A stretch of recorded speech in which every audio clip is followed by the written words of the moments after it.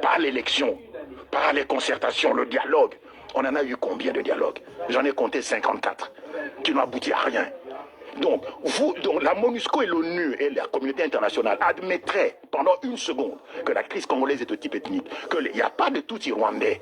Pour ceux qui connaissent un peu l'histoire, c'est une insulte. Il n'y a pas de Tutsi congolais, bon Dieu. Le Rwanda a été créé au XVIIe siècle avant la création de l'État indépendant du Congo. Et le Rwanda fut une colonie allemande. Les Allemands n'auraient jamais laissé le roi Léopold II s'emparer des populations Tutsi rwandais, n'est-ce pas? Donc, les Tutsis sont au Rwanda, qu'ils rentrent au Rwanda. Qu'il y ait des Tutsis de nationalité congolaise, oui, mais des Tutsis congolais, il n'y en a pas parce que les Tutsis n'ont pas de terre au Congo. Il n'y a pas de terre appartenant aux Tutsis sur le territoire congolais. De même qu'il y a des Congolais qui habitent en Belgique, il y a des Balouba, des Bayansi, des Batétra qui vivent en Belgique, mais il n'y a pas de Batétela belge, il n'y a pas de Balouba belge, parce que nous n'avons pas de terre ici, nous n'avons que la nationalité.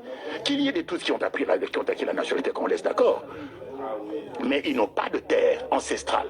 Nous avons la liste, qui se trouve ici d'ailleurs au musée de Tervuren, de toutes les ethnies bantoues qui ont cédé leur terre au roi Léopold II pour constituer l'État indépendant du Congo. Parce que l'État indépendant du Congo, l'EIC, contrairement aux autres pays africains, a été créé par fusion de terres, par addition de terres, appartenant à une quinzaine de royaumes et d'empires et à quelques centaines de communautés traditionnelles africaines bantoues.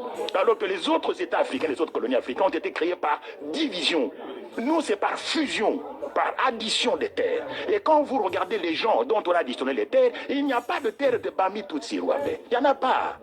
Et donc, ceux qui prétendent, les gens qui écrivent ici dans les médias, il y a une consoeur journaliste du soir qui parlait de Banyamulenge et des Tutsis congolais. Mais c'est du n'importe quoi. Madame Cross. Je ne cite pas de nom, c'est même pas elle là d'ailleurs. Il y en a même une qui est beaucoup plus âgée qu'elle, qui raconte n'importe quoi sur... Je vois bien sûr. Donc, il n'y a pas de Tutsis congolais. De même qu'il n'y a pas de Batétela belge. Donc, la guerre du Congo vient du fait que les Tutsis veulent créer au Congo, au départ du territoire congolais, un Tutsi-land, un foyer national Tutsi, où ils vivraient en population majoritaire, où ils seraient plus exposés à un risque de génocide.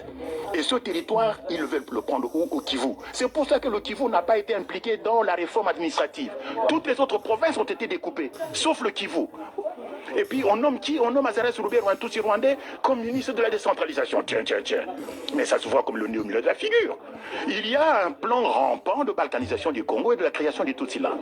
Et ce qui s'est passé au Kivu, où on a massacré les chefs coutumiers, c'est ce à quoi on assiste aujourd'hui avec les Kamwena Sampo. C'est le même scénario.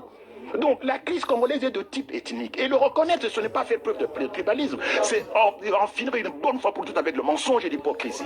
Qu'on admette qu'il n'y a pas de Tutsis congolais, que les Tutsis du Congo, et notamment ceux de l'armée en particulier, les 545 officiers, rentrent chez eux au Rwanda et il n'y a plus de crise au Congo.